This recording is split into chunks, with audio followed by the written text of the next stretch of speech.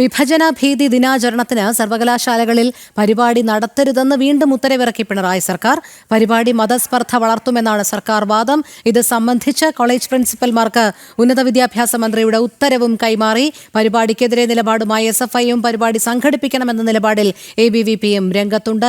ശാലിനി ചേരുന്നു. ശാലിനി, വിഭജന ഭീതി ദിനാചരണത്തിന് സർവകലാശാലകളിൽ പരിപാടി നടത്തരുത് എന്ന് വീണ്ടും പിണറായി സർക്കാർ ഉത്തരവിറക്കിയിരിക്കുകയാണ്. എന്താണ് സർക്കാരിന്റെ ഈ നിലപാട്?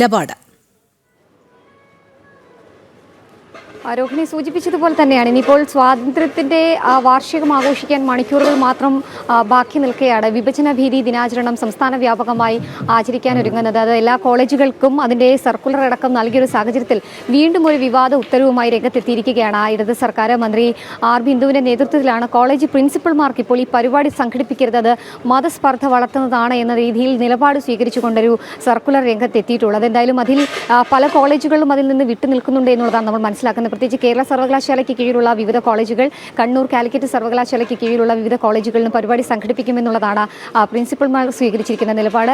സർവകലാശാല VC-മാർ സ്വീകരിച്ചിരിക്കുന്ന നിലപാടും അത്തരത്തിലാണ്. എന്തായാലും രാവിലെ 11-ഓടുകൂടി തിരുവനന്തപുരം കേരള യൂണിവേഴ്സിറ്റിക്ക് കീഴിലുള്ള ധനുവച്ചപുരം NSS കോളേജിലടക്കം ഈ പരിപാടി സംഘടിപ്പിക്കുമെന്നുള്ളതാണ് നമ്മൾ മനസ്സിലാക്കുന്നത്. ഒപ്പം തന്നെ വിവാദ ഉത്തരവ് കാറ്റിൽ പറത്തിക്കൊണ്ട് അല്ലെങ്കിൽ അത് തള്ളിക്കൊണ്ട് മുന്നോട്ട് പോകാനാണ് ABP അടക്കമുള്ള വിദ്യാർത്ഥി യൂണിയനുകളും രംഗത്തെത്തിയിട്ടുള്ളത്. അതേസമയം തന്നെ പരിപാടി തടയാനുള്ള നീക്കങ്ങൾ SFIയുടെ ഭാഗത്തുനിന്നും KSUവിന്റെ ഭാഗത്തു നിന്നും ആരംഭിക്കുകയും ചെയ്തിട്ടുണ്ട്. എന്തായാലും പരിപാടിയുമായി മുന്നോട്ട് പോകുമെന്നുള്ള നിലപാട് ഒരു വിഭാഗം വിദ്യാർത്ഥികൾ സ്വീകരിച്ചിട്ടുണ്ട്. എന്താണ് വിഭജന കാലത്ത് നടന്നിട്ടുള്ളത്, ആ കാലത്തുണ്ടായ പ്രത്യാഘാതങ്ങൾ എന്തൊക്കെ, ഏതെല്ലാം തരത്തിലുള്ള ബുദ്ധിമുട്ടുകൾ അന്നുണ്ടായി, എന്തൊക്കെ നേട്ടങ്ങളുണ്ടായി എന്നൊക്കെ വരും തലമുറയ്ക്ക് പറഞ്ഞു നൽകാൻ അല്ലെങ്കിൽ അത് പറഞ്ഞു പഠിപ്പിക്കാനുള്ളൊരു ദിനമായി ഇന്ന് രാഷ്ട്രപതിയും ഒപ്പം തന്നെ കേന്ദ്ര ആഭ്യന്തര മന്ത്രാലയവും നൽകിയിട്ടുള്ള ഈ നിർദ്ദേശം അത് മറികടക്കാനുള്ള സർക്കാർ നീക്കം അമ്പേ പരാജയപ്പെടുമെന്നുള്ളതാണ് നമുക്ക് ഈ ഘട്ടത്തിൽ മനസ്സിലാക്കാൻ സാധിക്കുന്നത്. എന്തായാലും വിദ്യാർത്ഥി സംഘടനകൾ, വിദ്യാർത്ഥി പ്രസ്ഥാനങ്ങൾ ഈ പരിപാടി സംഘടിപ്പിക്കാനും നടത്താനുമുള്ള നിലപാടുകൾ സ്വീകരിച്ചിട്ടുണ്ട്. രാവിലെ 10 മണി മുതൽ വിവിധ സർവകലാശാലകളിലും കോളേജുകളിലും പരിപാടി നടക്കുകയും ചെയ്യും.